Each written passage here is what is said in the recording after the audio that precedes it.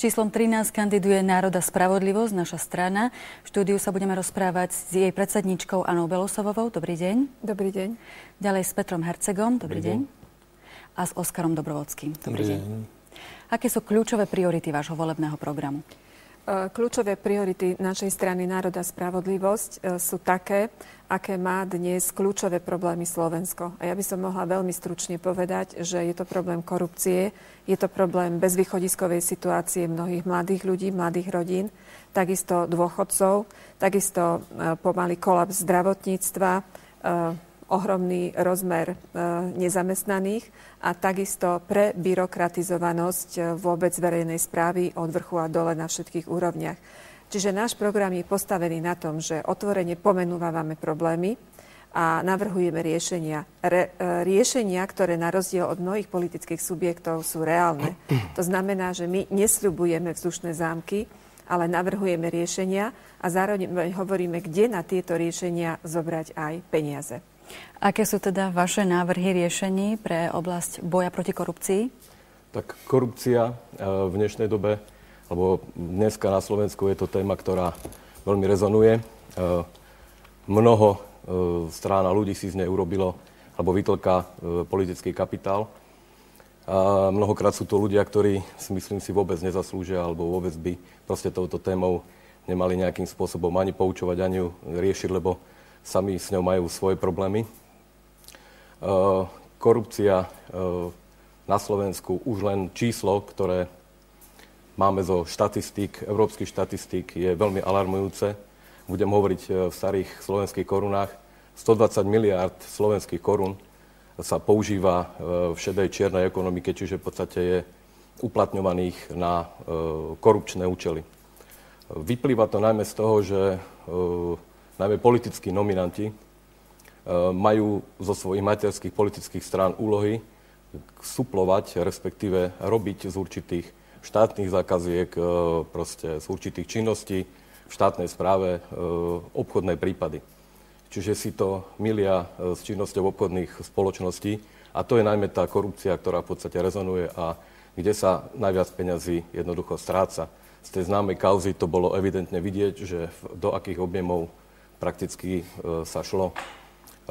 Systémové riešenia sú v podstate také, že v prvom rade mnohokrát ľudia, ktorí pracujú vo svojich funkciách, nie sú dostatočne ohodnotení, čo v podstate mnohokrát motivuje k určitým kolízným a nekalým činnostiam. Čiže v podstate motivuje to priamo ku korupcii, aby si nejakým spôsobom vylepšovali životnú úroveň.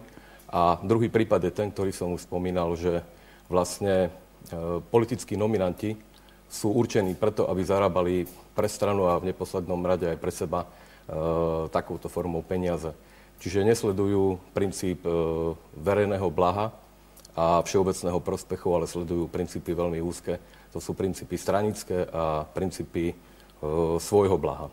Čiže by ste chceli zrušiť stranické nominácie ako vaše riešenie? Stranické nominácie zrušiť podľa nášho názoru nie je úplne možné, ale samozrejme by sme boli za to, aby sa obmedzili čo do najvyššej možnej proste miery, s tým, že podľa nás svoju prácu má vykonávať na svojom mieste najmä odborník, ktorý v podstate tá filozofia by bola zhruba taká, že ten odborník by mal možnosť kariérneho rastu, mal by možnosť v podstate pracovať vo svojej oblasti a aj štát by prakticky profitoval podľa nášho názoru z takýchto ľudí oveľa viacej, ako profituje dneska, keď sa skutočne dejú malé revolúcie po každých voľbách, kde sú na stranických a na politických princípoch vymieňaní ľudia až pomaly po smiešne, by som povedal, úrovne, kde pomaly upratovačky sú vlastne politicky nominovaní ľudia. Samozrejme, že preháňam. A ja by som ešte, ak dovolíte, dodala, že mnoho teraz rozprávajú, ako povedal pán podpredseda Herceg, o boji proti korupcii práve tí, ktorí majú za ušami, alebo sú to politické strany, ktoré majú kopu kauz na rováši. Ale myslím si, že ľudia uveria, že sa reálne niečo deje v boji s korupciou vtedy, ak prvý politik bude sedieť v base. za korupciu. A nie v parlamente alebo vo vláde. Čiže naša strana hovorí, že korupčník a zlodej má sedieť v base a nie v parlamente alebo vo vláde. Zakiaľ sa to nestane, tak je to úplne len bla, bla, bla, pretože naozaj potom všetky kauzy budú vždy zametané pod koberec. Aká je vaša predstava reformy sociálneho systému, keďže aj v tejto oblasti máte zásadné návrhy? Tak v prvom rade my sme za to, aby sa uplatňoval rovnaký princíp na všetkých, tak hovoríme o neprispôsobivých občanoch, pretože dnes sme v stave, kedy naozaj štát nemôže uživiť tých, ktorí sa priživujú alebo žijú príživníckym spôsobom života. Myslím tým mnohých, ktorí pracovať nechcú. Sme za to, aby sa zaviedla podmienka vyplácania sociálnych dávok, odpracovanie na prácach vo verejnom záujme. Choďte sa pozrieť do lesov, koľko je tam roboty, koľko je roboty na čistení miest a podobne. A myslím si, že jednoducho už aj trpezlivosť občanov dosiahla krajné medze, pretože napríklad tých, ktorých živia zo svojich daní, myslím tým rómsku alebo cigánsku populáciu, to je jedno, sa začínajú správať veľmi agresívne a skutočne sú neprispôsobiví. Živým príkladom toho je aj pán Dobrovodský, ktorý celý život riadne pracuje ako občan tohto štátu, odvádza mu dane a namiesto toho, aby mal aspoň relatívny kľud po práci, prežíva hotové peklo so svojimi susedmi a celé Slovensko sa na to pozerá a pozerajú sa na to hlavne kompetentní úradníci. Môže sa k tomu tiež vyjadriť. Ešte vo svojom konaní dodržiava zákon v neposlednom rade pán Dobrovodský. Áno, a potom vzniká taký problém, že občan, ktorý riadne pracuje, ktorý dodržiava zákon, sa ocitne v situácii ako pán Dobrovodský.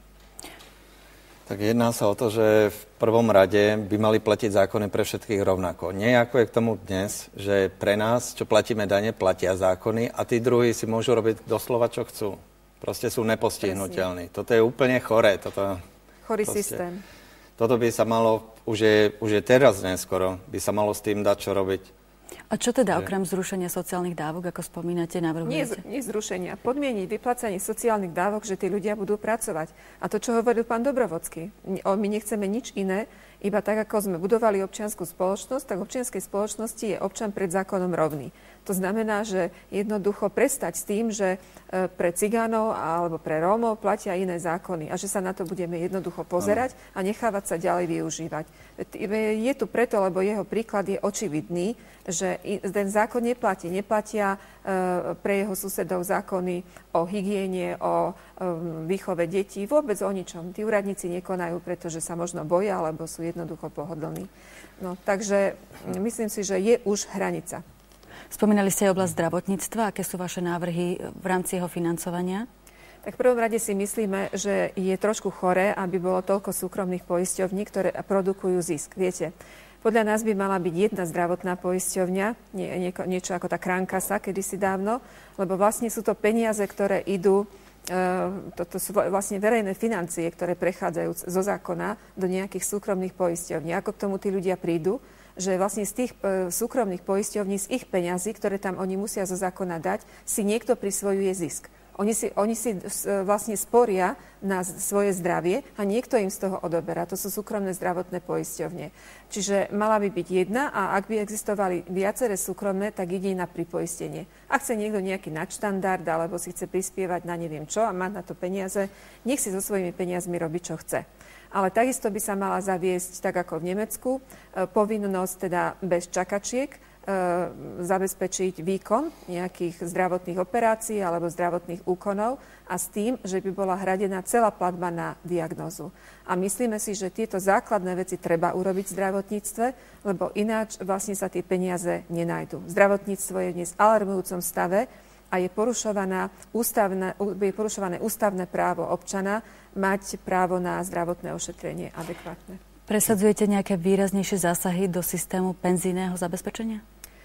Tam myslím, že sme jediná strana, ktorá presadzuje veľmi výrazné, pretože ak je v súčasnosti podiel medzi prvým a druhým pilierom penzijným 9 a 9, tak to si nedovolí ani Francúzsko, ani Nemecko. Ľudia sa dozvedajú, že v druhom pilieri vlastne sa im peniaze strácajú, ubúdajú. My navrhujeme, a teda na prvý pilier štát ročne dopláca až do 60 miliard slovenských korún z rozpočtu nás všetkých, z daní nás všetkých, aby mohli byť vôbec vyplácané normálne reálne dôchodky. Preto navrhujeme, aby sa z druhého piliera zobralo 5, Čiže pomer medzi prvým a druhým by bol 14 a 4, ak dobre počítam. A v tom prípade by sa zabezpečila valorizácia dôchodkov, normálnych dôchodkov. Takisto, keby sa ušetrilo na byrokracii, až 15% úspory z byrokracie by sa mohli dať na navyšovanie dôchodkov s tým, že by sa odstraňovali postupne rozdiely medzi staro- a novodôchodcami, lebo tam sú priepastné rozdiely a nespravodlivosti. Je to reálne riešenie, vykonateľné prijatím jedného zákona. Máme poslednú minútu. Ako by ste sumarizovali váš odkaz vašim voličom? No, chceli by sme im povedať, že tieto voľby sú veľmi dôležité, aby nerezignovali napriek všetky tej špine, ktorá sa valí z politiky. Každý hlas môže rozhodnúť a myslíme si, že voľby sú o tom, aby sme si niekedy nemuseli vyčítať, že sme sa ani nepokúsili dať šancu budúcnosti pre Slovensko. Strana Národ a spravodlivosť hovorí občanom Slovenska, aby išli voliť, aby volili tie strany, ktoré nie sú nejakým spôsobom zapletené v korupčných kauzách. A je absolútne jedno, či je strana malá, či veľká. Nech sa ľudia nedajú oklamať tými prieskumami verejnej mienky, ktoré sú manipulované a sú aj tie na predaj. Jednoducho spoliehajte sa na to tak, ako to cítite. Voľte srdcom, voľte pre Slovensko. Voľte tak, aby ste Slovensku dali šancu, aby sa Slovensko zbavilo korupčníkov, zlodejov a príživníkov. To je náš odkaz. To je váš odkaz. Ďakujeme vám za rozhovor. V týchto chvíľach náš čas uplynul. Ďakujeme pekne. Dovidenia.